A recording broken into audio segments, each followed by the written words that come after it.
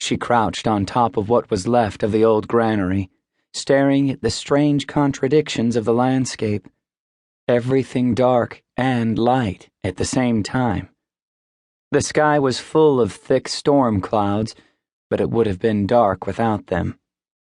This far in, what freebooters called the core, mid-afternoon looked like night, and the only illumination was a sickly shade of yellow that came from the strangely wavering, prismatic sky. Lightning flashed from the clouds. Bright streaks of red, blue, or green, and whenever it struck, there was a flash of color. Shards of glowing crystals erupted from the ground and froze in place, and the earth was covered with their remnants, a maze of jagged, sharp walls that glowed in various colors. They filled the remains of what was once a small rural town below, consuming the streets and roads that once ran through its center. The old buildings had fallen in on themselves for the most part, or had been blown to bits by the lightning strikes, but she could see it had been a nice place once, quaint and quiet. It was neither of those things now. More lightning, red this time, illuminated a figure next to her. He was dressed in the same style of black and gray. Rugged-looking pants, light boots, tucked-in shirt, a vest with pockets, utility belts crisscrossing his torso. Around both their necks hung woven cloths that could be lifted up to cover nose and mouth. Also on their necks were identical pendants. 2 strands of white metallic cord wrapping around each other with bars in between them, making small spirals or a double helix.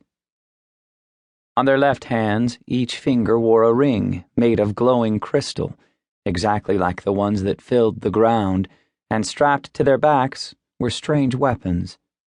Long, double-tipped spears, almost as tall as the figures themselves, with a glowing crystal at either end, only these had been polished and shaped into razor-sharp spear points and set into rounded brass casings that snapped into the shaft.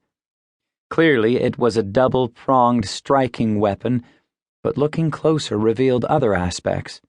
The base was rounded into mirrored hand grips on each side, with separate gun triggers, as if the weapon could fire the crystal points from either orientation. It was a strange weapon, ornate and well-crafted, elegant even, but dangerous too.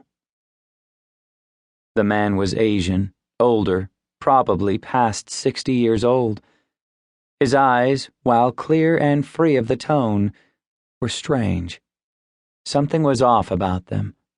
They were unfocused and clouded white, and never seemed to look anywhere in particular, but there were volumes of wisdom and experience in their depths. Next to him, the girl was much younger, 16 or so. Black, somewhat small, but clearly agile and quick, her unkempt hair tied behind her head without any thought to appearance. Her eyes were clear of the tone as well, but, unlike the old man, she wasn't blind, and she wore one thing he didn't, a pair of pure black goggles on her forehead that could be dropped over her eyes, though it seemed unlikely she could see with them on. Wearing them, she would be just as sightless as the old man. He stared blindly toward the north. The storm clouds and the darkness obscured the horizon, but for him it made no difference. He could see neither.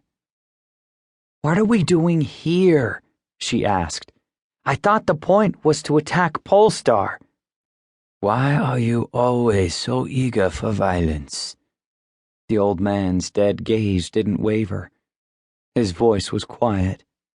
As much as she loved him, Gideon had an annoying habit of answering questions with questions.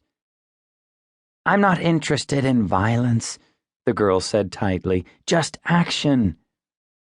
"Change comes through patience as much as action," he said. "Stand by the river long enough, and the bodies of your enemies will float past." "It's no secret I'm not very good at patience, Master."